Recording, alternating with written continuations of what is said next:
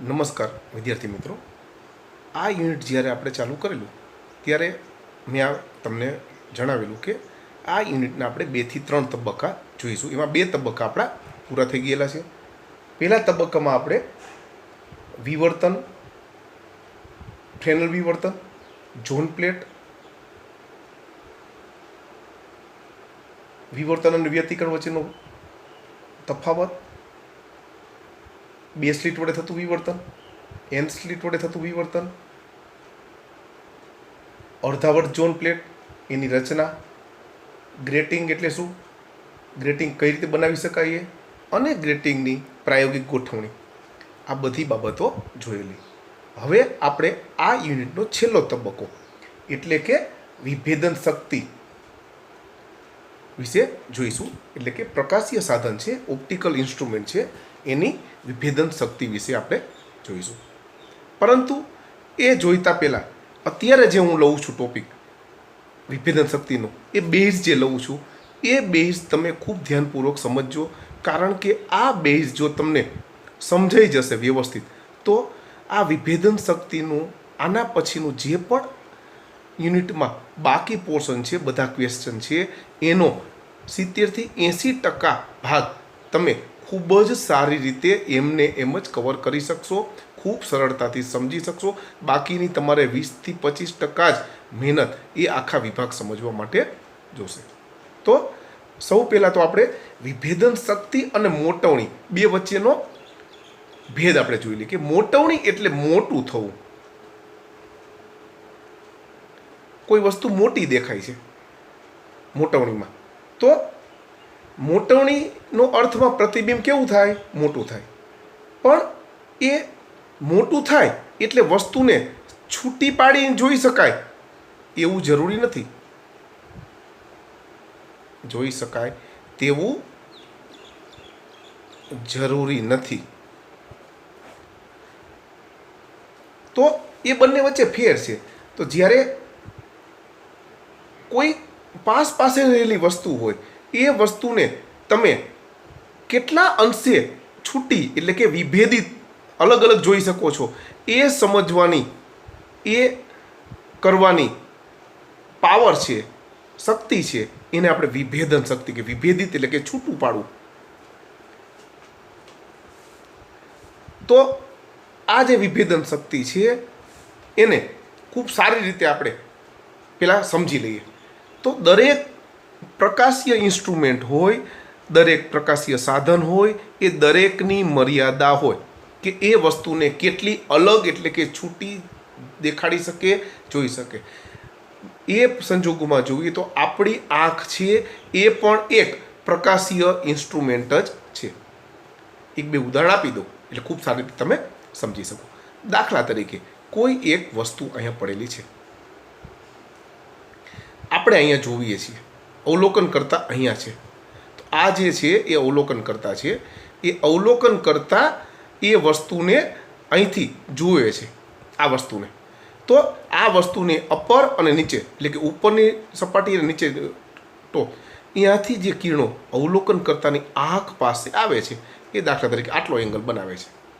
તો કોઈ પણ વસ્તુ અવલોકન કરતાને કેટલી નાની કે મોટી દેખાય એનો આધાર કોના ઉપર હોય, અવલોકન કરતાની આંખ પાસે બનતા ખૂણા ઉપર હોય, એંગલ ઉપર હોય.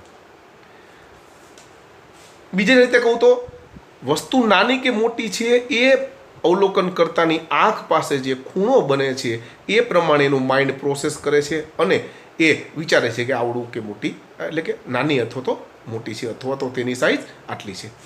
દાખલા તરીકે આપણને ખબર છે ચંદ્ર હોય તો ચંદ્ર આપણને કેવડો દેખાય છે કે આપણી નજીકમાં કોઈ એક ડીશ છે, આ ડીશ, તો ચંદ્ર આપણને આવડો દેખાય છે. શું કામ કે આપણી નજીકમાં જે ડીશ રહેલી છે એ ડીશ અહીંથી આપણે કોઈ અવલોકન કરતા જોવે છે, તો આ અવલોકન કરતાની આંખ પાસે આ ડીશમાંથી આવતા કિરણો જે અહીંયા ખૂણો બનાવે છે એટલો જ ખૂણો દૂરથી ચંદ્ર જે છે એ ચંદ્રમાંથી આવતા કિરણો બનાવે છે. કારણ કે ચંદ્ર તો ખૂબ દૂર છે, તો દૂરથી રહેલી વસ્તુ અવલોકન કરતાની આંખ પાસે અહીંયા અવલોકન કરતા છે.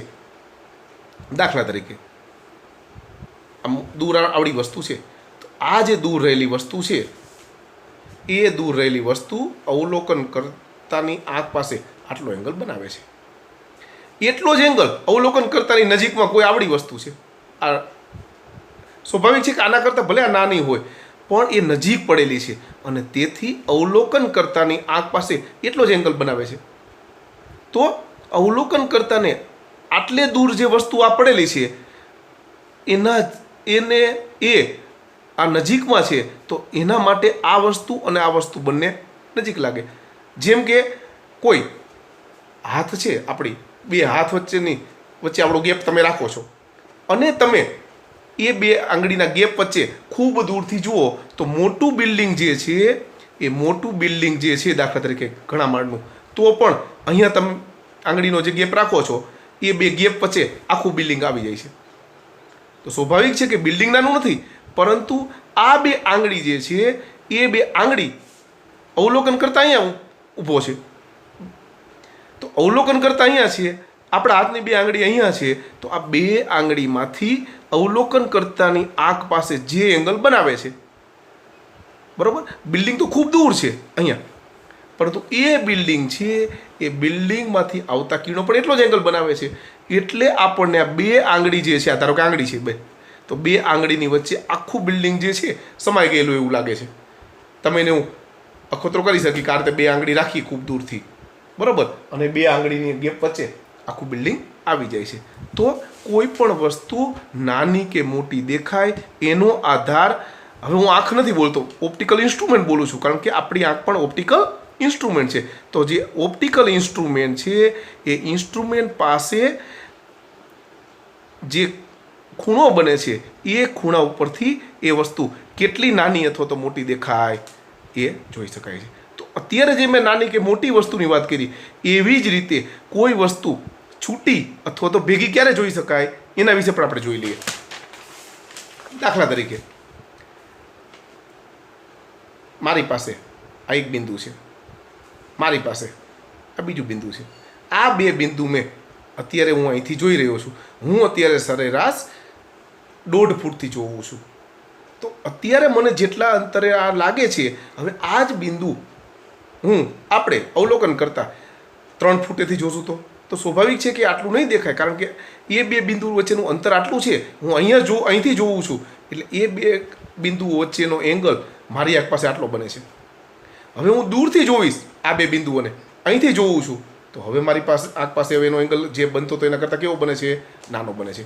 હજી હું એથી દૂરથી જોઉં છું તો હવે એ બિંદુનો મારી આંખ પાસે એંગલ કેવો બને છે? એથી નાનો બને છે.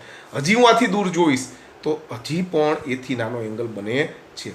તો એંગલ નાનો બને છે એટલે હવે હું આટલા દૂરથી જોઉં છું તો અહીંથી મને જે આ બે બિંદુ વચ્ચેનું અંતર દેખાતું તેના કરતાં આ બિંદુએથી, એટલે કે આ જગ્યાએથી આ બે બિંદુઓ મને હવે થોડાક વધારે નજીક દેખાશે. તો હું ખૂબ દૂર જતો જઉં છું. એક સમય એવો આવશે કે હવે એ બે બિંદુ મને ખૂબ જ નજીક દેખાય છે. હવે જો એથી પણ હું સહેજ દૂર જાત અને જોવે તો હવે આ બે બિંદુઓ મને આટલા પણ નહીં દેખાય, કદાચ તમને નહીં દેખાતા હોય અત્યારે, તો એના કરતાં પણ મને નજીક, મતલબ કે હવે હું એકરૂપ, તો મને ક્યાં સુધી એ છૂટા દેખાશે? અત્યારે આપણે માનવની વાત કરીએ તો આપણી આંખ પાસે આ કિરણો વચ્ચેનો જે પ્રવેશે છે એનો એંગલ, ખૂણો 1 રેડિયન જેટલો થાય કે તેથી વધારે થાય તો આપણને તે બે વસ્તુ અલગ અલગ દેખાશે. પણ જો હવે આ ખૂણો 1 રેડિયન કરતાં ઓછો હશે તો હવે આપણી આંખ એ બે બિંદુઓને અલગ પાડી શકશે નહીં અને તે બે બિંદુ કેવા દેખાશે? એકરૂપ. તો હવે વિભેદિત નહીં, છૂટા પડેલા નહીં દેખાય, હવે આપણને તે એકરૂપ દેખાશે. તો મતલબ કે માનવ આંખ જે છે, આપણી આંખ છે, એની વિભેદન શક્તિ કેટલી થઈ? 1 રેડિયન. જેમ ઓછી વિભેદન શક્તિ, જેમ ઓછો ખૂણો, એમ ઓછો ખૂણો પણ જોઈ શકાય એટલું સંવેદનશીલ સાધન હોય, એમ તે જે તે ઇન્સ્ટ્રુમેન્ટ છે તેની વિભેદન શક્તિ વધુ ગણી શકાય. તો માઇક્રોસ્કોપ છે એની સ્વાભાવિક છે વિભેદન શક્તિ આપણી આંખ કરતાં વધારે છે.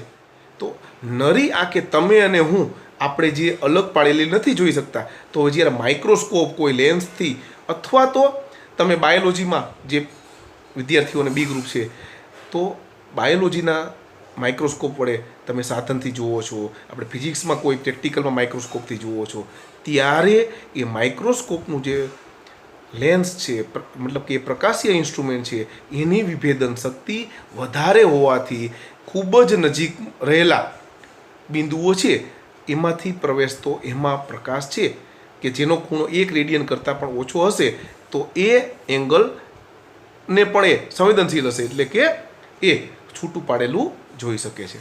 આમ વિભેદન શક્તિ એટલે છૂટા પાડવાની શક્તિ. હંમેશા એક ધ્યાન રાખીશું કે કોઈ પણ વસ્તુ આપણને છૂટી કે નજીક, બરાબર, દૂર કે નજીક ક્યારે દેખાય છે તો એ વસ્તુમાંથી, એ બિંદુઓમાંથી આપણી આંખ અથવા તો પ્રકાશીય ઇન્સ્ટ્રુમેન્ટ છે, પ્રકાશીય સાધન છે, એ સાધનમાં પ્રવેશતા કિરણો વચ્ચેના ખૂણા ઉપર એનો આધાર હોય છે. તો વિભેદન શક્તિનો સૌ પ્રથમ વ્યવસ્થિત અભ્યાસ અને એના પ્રમાણે પ્રમાણ, ક્રાઇટેરિયા જેને કહેવાય અંગ્રેજીમાં, એ કોણે આપેલું? તમે ભણી ગયેલા છો. તો એ જે ક્રાઇટેરિયા છે કે આપણે ક્યારે કોઈ પણ વસ્તુ છે એ વસ્તુને આપણે નજીક કે દૂર જોઈ શકીએ, બરાબર. તો એ બે વસ્તુને નજીક કે દૂરથી જોઈ શકવા માટે રેલે નામનો વૈજ્ઞાનિક છે એણે ક્રાઇટેરિયા આપેલો, પ્રમાણ આપેલો. ક્યારે?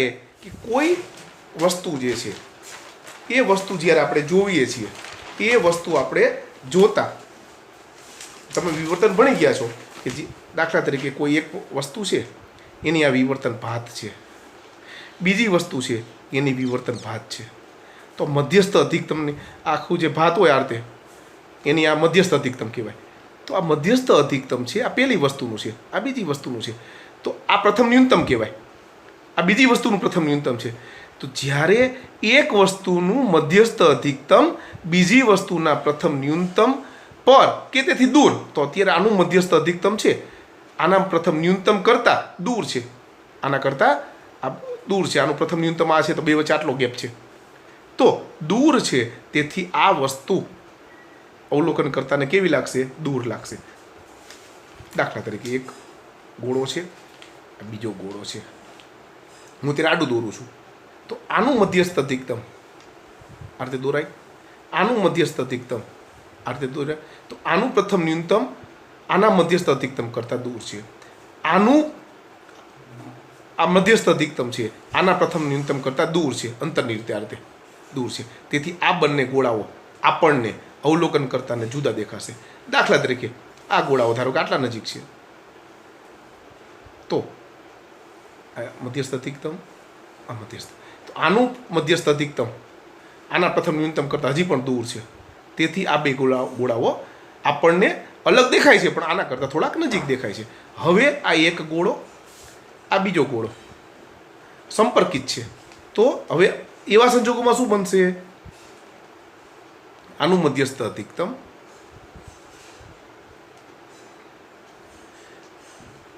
આનું મધ્યસ્થ અધિકતમ અને આનું પ્રથમ ન્યૂનતમ, જો આનું મધ્યસ્થ અધિકતમ છે એ આ છે, આ પેલો ગોળો, પેલા ગોળાનું વિવર્તન ભાત છે, આ બીજા ગોળાની વિવર્તન ભાત છે, પેલા ગોળાની વિવર્તન ભાતનું પ્રથમ ન્યૂનતમ આ છે, બીજા ગોળાનું મધ્યસ્થ અધિકતમ આ છે, તો આનું મધ્યસ્થ અધિકતમ અને આનું પ્રથમ ન્યૂનતમ સંપાત થાય છે.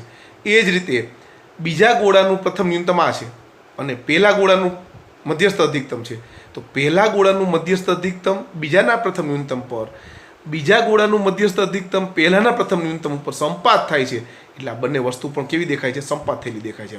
પહેલી વસ્તુ, બીજી વસ્તુ, મતલબ કે ગોળાઓ. હવે જો આવું બને તો શું બને છે? આનું આ પેલો ગોળો પહેલાનું વિવર્તન ભાત છે, બીજાની વિવર્તન ભાત છે, તો અહીંયા તમે જોઈ શકો છો કે પહેલા ગોળાનું પ્રથમ ન્યૂનતમ બીજાના મધ્યસ્થ અધિકતમની અંદર ઘૂસી ગયેલું છે, અંદર આવી ગયેલું છે. બીજાનું પ્રથમ ન્યૂનતમ પહેલાના મધ્યસ્થ અધિકતમની અંદર છે અને તેથી હવે આપણે બે ગોળાઓને બે વસ્તુને અલગ નહીં, તમે કોઈ વ્યક્તિઓ જોવે તો હવે એને આ બે વસ્તુ અલગ નહીં પરંતુ કેવી દેખાશે? એકરૂપ થયેલી દેખાશે. તો રેલેના જે આ પ્રમાણ છે એ ક્રાઇટેરિયા છે, પ્રમાણ છે. તમે 12 સાયન્સમાં ભણી ગયા છો કે બે વસ્તુને છૂટી પાડવા માટે એક વસ્તુનું મધ્યસ્થ અધિકતમ બીજાના પ્રથમ ન્યૂનતમ પર કે તેથી દૂર હોવું જોઈએ. જ્યારે બે વસ્તુ માટે એકનું મધ્યસ્થ અધિકતમ બીજાના પ્રથમ ન્યૂનતમ પર કે તેથી દૂર હોય તો એ વસ્તુ આપણે વ્યવસ્થિત જોઈ શકીએ છીએ. આ એનું ઉદાહરણ આપણે જોયું. આ બે વસ્તુ અલગ છે. એકનું મધ્યસ્થ અધિકતમ બીજાના પ્રથમ ન્યૂનતમ પર, બીજાનું મધ્યસ્થ અધિકતમ પહેલાના પ્રથમ ન્યૂનતમથી દૂર છે. એ જ રીતે આ પણ અલગ દેખાય છે. અહીંયા એકનું મધ્યસ્થ અધિકતમ બીજાના પ્રથમ ન્યૂનતમ પર જ છે, બીજાનું મધ્યસ્થ અધિકતમ પહેલાના પ્રથમ ન્યૂનતમ પર જ છે. મતલબ કે સંપર્કિત એટલે અલગ તો છે જ, પણ આથી સહેજ પણ નજીક આવશે તો હવે આપણને આ બે વસ્તુ અલગ નહીં પરંતુ એકરૂપ હોય એવી દેખાય છે. તો અત્યારે આપણે અહીંયા સુધી રાખીએ છીએ.